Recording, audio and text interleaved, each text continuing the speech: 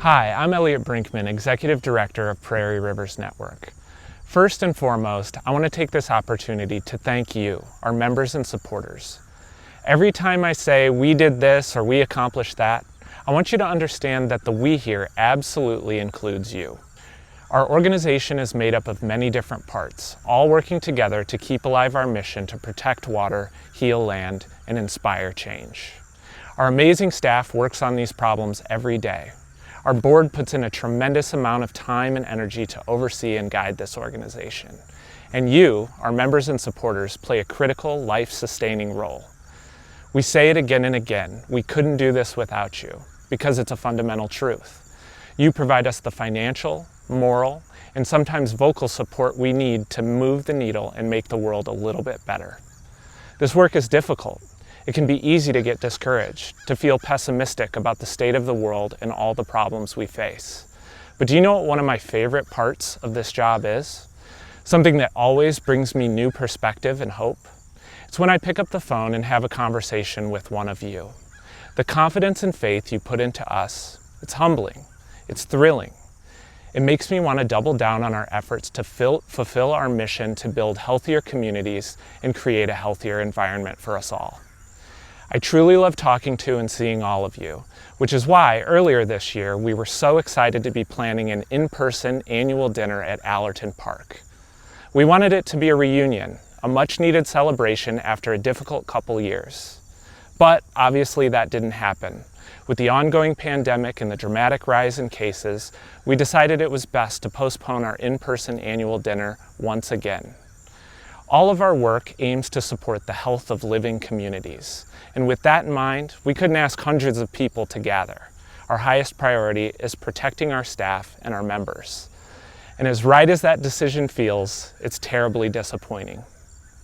The annual dinner is our biggest fundraising event of the year. And yet, concerns over fundraising never really entered the equation as we weighed our options. And that's because we know that you, our members and supporters, will continue to support us even without our ability to throw the party we wanted to this year. We know you have faith in us and the work that we do, and I can't express how good that feels and how grateful we are.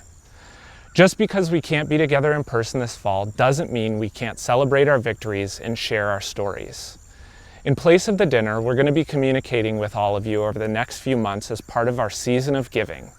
And while it doesn't replace the annual dinner, it does give us a chance to keep you all up to speed on everything we've accomplished this year and share a little love and appreciation along the way.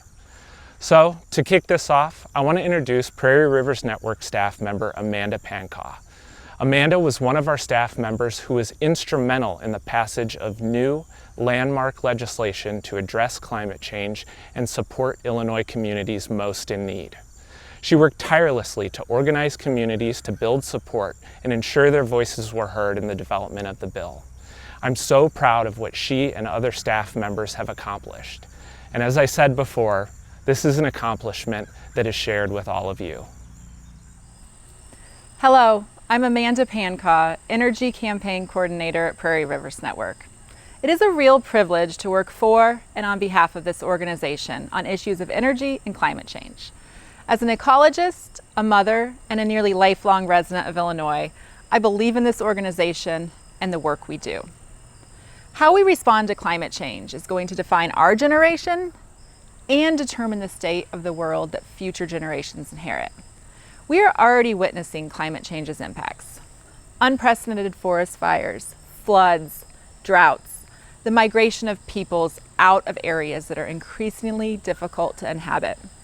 We are living in a changed world. I will be honest, this is frightening, and I understand well this problem can feel overwhelming. We have invested so much in a civilization built upon the assumption of climatic stability. And there are so many different players in this drama, some of whom would actively impede progress. How can we wrap our arms around this big of a problem? How do we maintain hope? The good news is that there is good news. There's a path forward, and that starts with improving the situation right in our own backyards. We have to be leaders, we have to be bold, and we have to do it right now. Prairie Rivers Network and our many partners around the state have poured our time and energy into this effort for years. And I am so thrilled and proud to say that this year, our state passed comprehensive clean energy legislation that puts Illinois on a path to a 100% clean energy future by 2050.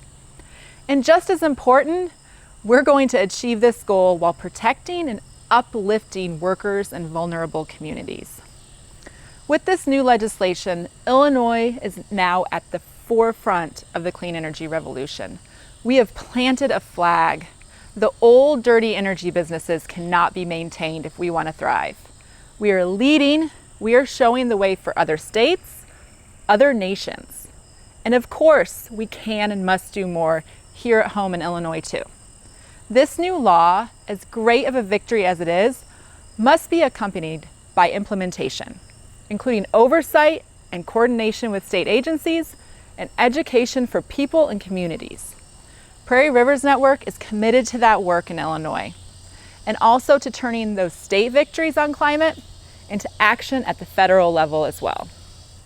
It is so important to have hope for our communities, our families, and ourselves. And so what this new law represents is just as important as the actual energy policies that it will implement.